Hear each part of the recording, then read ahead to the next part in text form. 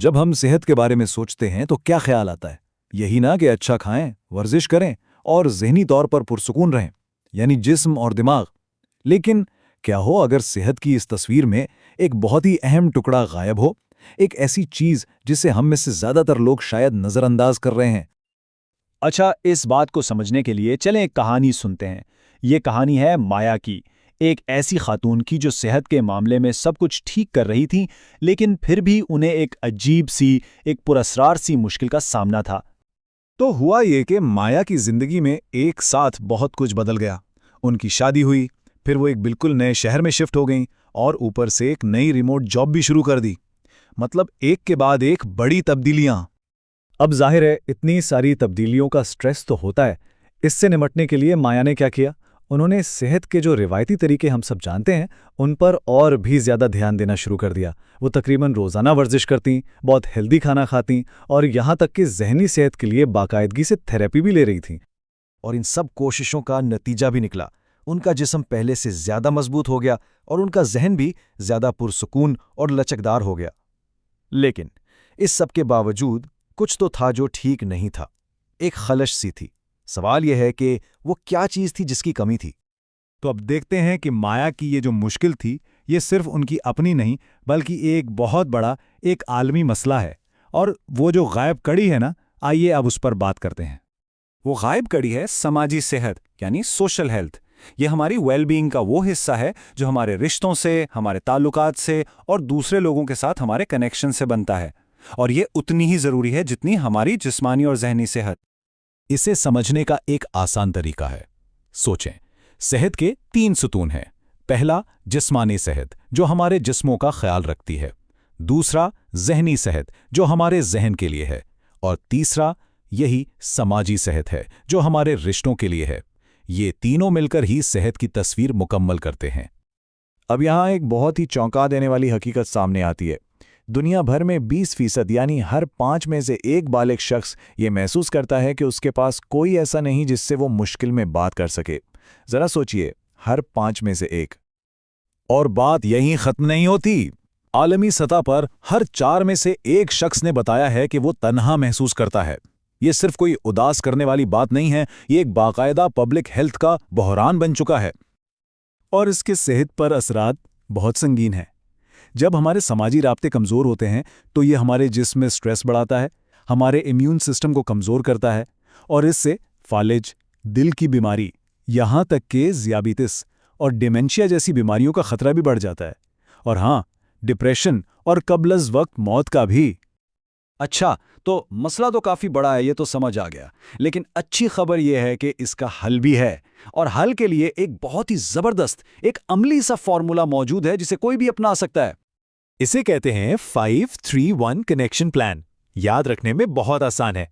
5 यानी हर हफ्ते 5 अलग अलग लोगों से बातचीत करना। 3 यानी अपने 3 सबसे करीबी रिश्तों को और मजबूत बनाना। और 1 यानी रोजाना 1 घंटा सिर्फ बामानी राब्तों के लिए निकालना। चलें, इसके पहले हिस्से को देखते हैं। 5 यानी हर हफ्ते 5 मुख्तलिफ लोगों से इंटरैक्ट करना, या अहम बात मुख्तलिफ होना है। बिल्कुल वैसे ही जैसे डॉक्टर कहते हैं ना कि मुख्तलिफ किस्म की सब्जियां खाएं ताकि हर तरह के विटामिन्स मिलें। तहकीक बताती है कि समाजी सेहत के लिए भी यही उसूल काम करता है।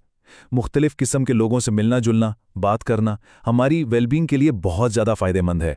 इसमें हमारे दोस्त, घरवाले, काम के साथी सब शामिल हैं। और मज़े की बात यह है कि इसके लिए कोई बहुत बड़ी कोशिश नहीं करनी पड़ती। छोटी छोटी बातें भी बहुत बड़ा फ़र्क डालती हैं। एक तहकीक में ये बात सामने आई कि कॉफ़ी शॉप पर बरिस्टा से सिर्फ मुस्कुराकर 2 बातें करने से ही लोगों की खुशी और अपनायत के एहसास में इजाफा हो गया। इतनी सी बात। अच्छा जी, तो 5 की बात हो गई, अब आते हैं 3 पर, यानी अपने कम से कम 3 करीबी रिश्तों को मजबूत करना। ये वो रिश्ते हैं जो हमारी जिंदगी की बुनियाद होते हैं। इसके लिए एक बड़ा दिलचस्प आइडिया है। टू डू लिस्ट तो हम सब बनाते हैं, क्यों ना एक टू लव लिस्ट बनाई जाए, यानी उन लोगों की लिस्ट जिनके साथ बिल्कुल वैसे ही रहा जा सकता है जैसे हम हैं, जिनके सामने कोई दिखावा नहीं करना पड़ता। और फिर इस लिस्ट में से कम 3 लोगों के लिए बाकायदगी से जानबूझकर वक्त निकालें। और अब आखिरी और शायद सबसे मुश्किल हिस्सा, 1 यानी रोजाना 1 घंटा सिर्फ और सिर्फ बामानी राब्तों के लिए वक्फ करना। अब 1 घंटा सुनने में शायद बहुत ज्यादा लगे, लेकिन जरा इस बात पर गौर करें। एक औसत अमेरिकन बालिग दिन में 4.5 घंटे अपने फोन पर गुजारता है। 4.5 घंटे। तो चैलेंज ये नहीं है कि वक्त कहां से लाएं। चैलेंज ये है कि क्या हम इस स्क्रीन टाइम का थोड़ा सा हिस्सा भी हकीकी कनेक्शन टाइम में बदल सकते हैं। तो ये तो हो गया पूरा प्लान, लेकिन सवाल ये है कि क्या ये सब अमली जिंदगी में काम करता भी है? इसका जवाब जानने के लिए चलें वापस माया की कहानी की तरफ चलते हैं। और यहां आकर कहानी एक बहुत ही जबरदस्त मोड़ लेती है। इस तहकीक और इस 531 प्लान के पीछे जो माहिर हैं केसली कल्म, वो खुद बताती हैं कि माया दरअसल मैं ही हूं। जी हां, ये उनकी अपनी जिंदगी की कहानी है। इससे इस पूरे आइडिया को एक ऐसी सच्चाई और गहराई मिलती है जो किसी और तरह मुमकिन ही नहीं थी। तो ये तो हुई एक इंसान की बात जिसने अपनी जिंदगी को बदला, लेकिन क्या हम उसे एक बड़े पैमाने पर पूरे मुआशरे की सतह पर भी लागू कर सकते हैं? मुस्तकबिल कैसा नजर आ सकता है अगर हम समाजी सेहत को संजीदगी से लें?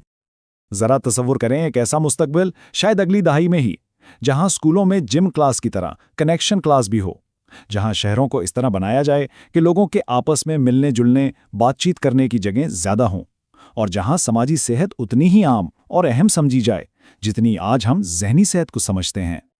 और सबसे खूबसूरत बात यह है कि जब हम अपनी समाजी सेहत का ख्याल रखते हैं तो हम सिर्फ अपना ही भला नहीं कर रहे होते, हम अपने आसपास के हर उस शख्स की सेहत को भी बेहतर बना रहे होते हैं जिससे हम जुड़ते हैं। तो आज का सवाल यह है कि हम आज किसकी ज़िंदगी में बेहतरी लाने का ज़रिया बनेंगे।